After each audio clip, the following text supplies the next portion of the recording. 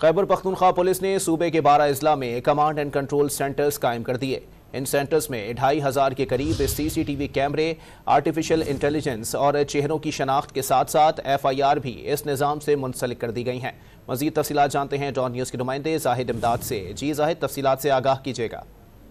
جی بالکل، خیبر پختونخوا پولیس نے ٹیکنالوجی پر انحصار جو ہے وہ اس میں اضافہ کر رہی ہے، اور اسی طرح سے اب تک 12 جو اضلاع ہے ان میں کمانڈ اینڈ کنٹرول روم قائم کرنے کا سلسلہ جو ہے وہ مکمل کیا جا چکا ہے۔ اسی طرح سے 2500 کیمرے اب تک صوبے کے مختلف اضلاع میں لگائے گئے ہیں، اور یہ 800 ایسے مقامات ہیں صوبے میں جہاں پہ کیمروں کی اشد ضرورت کے بعد ان پوائنٹس پر کیمرے نصب کیے گئے ہیں۔